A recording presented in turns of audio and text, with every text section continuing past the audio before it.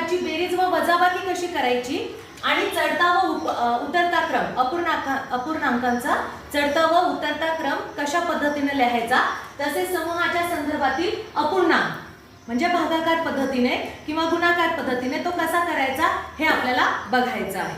ठीक आहे. तर आता सर्वात प्रथम समछेद अपूर्णांकांची बेरीज व वजाबाकी कशी करायची. काल मी तुम्हाला सांगितलं अंश जर वेगळा वेगळा असेल तर त्याच्यामध्ये जी मोठी संख्या असती ती मोठी आणि लहान जी सर्वात लहान असेल ती लहान असते. आणि छेदामध्ये ज्या संख्या वेगवेगळ्या असतील, छेदामध्ये ज्या संख्या वेगळ्या वेगळ्या असतील त्याच्यामध्ये मोठी संख्या कोणची, जी लहान आहे. जी लहान आहे ती संख्या मोठी, जी लहान आहे ती संख्या मोठी. एवढं जर तुम्हाला समजलं की तुम्हाला त्याचा चढता व उतरता क्रम बरोबर काढता येईल. तर बघा या ठिकाणी तुम्हाला संख्या दिलेली आहे 3/9, 3/9, 5/9 यांची काय करायची आहे बेरीज. आता छेद समान आहे की नाही, छेद जर समान असेल तर आपल्याला छेद एकदाच घ्यायचा आहे, छेद एकदाच घ्यायचा आणि वरच्या दोन संख्या इथे लिहायच्या. 3 + 5 किती होतात, 5 आणि 3 8, 8/9 झाली बेरीज. वजाबाकी पण सेम तशीच, 5/9 - 3/9 छेद समान आहे, छेद समान आहे म्हणून अंशांचीच बेरीज आणि वजाबाकी करायची. मग 5 मधून 3 गेले किती उरले, 2, 2/9 झाली. अपूर्णांकांची बेरीज आणि वजाबाकी एकदम सोपी आहे. आता चढता आणि उतरता क्रम मी तुम्हाला सांगितलं, अंशामध्ये मोठी संख्या मोठी, छेदामध्ये लहान संख्या मोठी, छेदामध्ये लहान संख्या मोठी. आता इथे तुम्हाला उदाहरण दिलेले 8/15, 7/15, 1/15, 4/15, 2/15. वेगवेगळ्या संख्या कुठे आहे, वरती आहे का खाली आहे, वर आहे. मग कोणती संख्या मोठी, कोणती संख्या मोठी येईल याच्यामध्ये, 8. अगदी बरोबर, 8 ही संख्या मोठी येईल. मग आपल्याला चढता क्रम आणि उतरता क्रम लिहायचा. चढत्या क्रमामध्ये लहान संख्या लिहायची अगोदर, चढत्या क्रमामध्ये लहान. जर ही मोठी आहे तर मग लहान कोणती आहे, 1/15, 1/15. आणि उतरत्या क्रमामध्ये आपल्याला उतरायचं म्हणजे मोठी संख्या घ्यायची, म्हणजे मोठी संख्या कोणती, 1/15. ओके. मग आता एकापेक्षा मोठी कोणती बघा बरं, एकापेक्षा मोठी 2, 2/15. ह्याच्यापेक्षा मोठी, मग 2पेक्षा मोठी कोण आहे, 4/15. याच्यापेक्षा मोठी, व्हेरी गुड, 7/15. आणि सर्वात मोठी कोणती आहे, 8/15. अंशामध्ये म्हणून सर्वात मोठी इकडे सगळ्यात शेवटी येणार. आता हेच आपल्याला उलट लिहायचं, मोठी संख्या याच्यापेक्षा लहान कोण आहे, 7/15. याच्यापेक्षा लहान 4/15. याच्यापेक्षा लहान 2/15. आणि सर्वात लहान 1/15.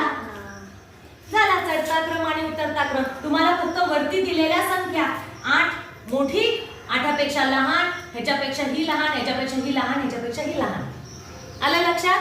आता जर तुम्हाला विचारलं समूहाच्या संदर्भातील अपूर्णांक 10 चेंडूचा 2/5 म्हणजे किती, 10 चेंडूपैकी 2/5 म्हणजे किती. आता या ठिकाणी आपल्याला यांचा गुणाकार करायचा आणि गुणाकार करत असताना आपण यांचा, आता 5 ने 10ला भाग जातो की नाही, 5 ने 10ला भाग जातो ना, 5 1 5 दुनी.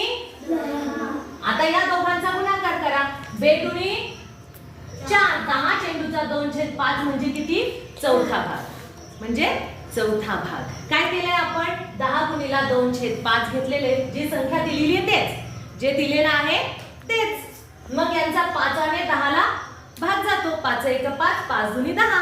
आणि उरलेल्या या संख्यांचा काय करायचा, गुणाकार करायचा. झालं. आता तुम्हाला उदाहरण दिलेले बघा बरं, इथे काय सांगितलं, 7/11, 7/25, 7/33, 7/50. यांचा उतरता क्रम लावायचा. उतरता म्हणजे वरती कोणती संख्या येणार आहे, मोठी, वरती कोणती संख्या येणार आहे, मोठी.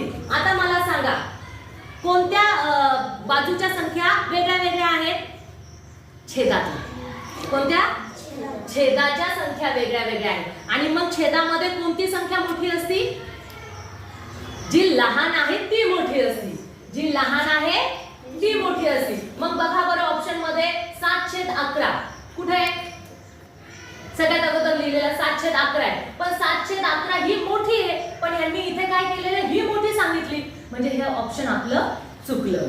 711 आपली मोठी आहे, इथे दाखवलं का 711, तिथं सगळ्यात शेवटी दाखवली आहे. हा आणि ही मोठी दाखवली, पण मग 50 मध्ये येईल का? 11 पेक्षा कोणती संख्या पाहिजे मोठी, मग त्याच्यापेक्षा लहान? 11 नंतर कोण येईल? 25 येईल. पण इथे कोणती संख्या पाहिजे होती? 25, पण त्यांनी 50 घेतली, म्हणजे हे पण आपलं ऑप्शन चुकलं.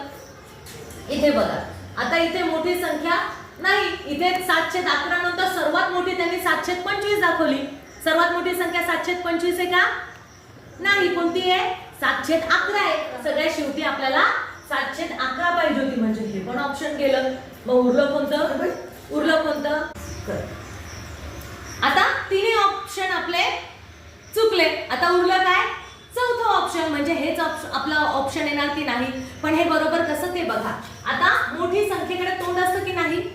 711 ही मोठी, त्याच्यापेक्षा लहान 11 पेक्षा लहान कोणती? 25, 25 पेक्षा लहान 33 आणि 33 पेक्षा 50 लहान, म्हणजे ह्यांचा हा जो क्रम आहे तो अगदी बरोबर दिलेला आहे. यामध्ये मध्येच संख्या घातल्यात बघा. 11च्या इथे कोण पाहिजे होतं? 25 पाहिजे होतं, पण त्यांनी 50 घेतलं. इथे सुद्धा 711 पेक्षा ही संख्या त्यांनी मोठी दाखवली, पण ही मोठी आहे. मग हे ऑप्शन असे चेक करून आपल्याला बघायचे. याच्यामध्ये आपला चौथा ऑप्शन बरोबर आहे. आता इथे बघा, 11/13 आणि वजाबाकीचं चिन्ह आहे, आणि इथे चौकोनामध्ये संख्याच नाहीये. चौकोनामध्ये संख्याच नाही, पण यांची वजाबाकी सांगितलेली 5/13. मग आता बघा बरं, 11 मधून किती वजा केले म्हणजे 5 उरतात? 11 मधून किती वजा केले म्हणजे 5 उरतात? 6. अगदी बरोबर. 11 मधून 6. मग 6चा ऑप्शन कुठे आहे? 5, 16, 6, 7. 11 मधून बघा, 11 मधून 6 गेले, किती उरले? 5 उरले, म्हणजे आपला ऑप्शन क्रमांक 3. बेरीज जर दिली असती तर काय केलं असतं? मग ते व्यवस्थित तुम्हाला ऑप्शन बघायचे. अशा प्रकारचे उदाहरणं तुम्हाला यांचा सराव करायचा, म्हणजे जेणेकरून स्कॉलरशिप मध्ये चांगले मार्क्स मिळतील. समजलं?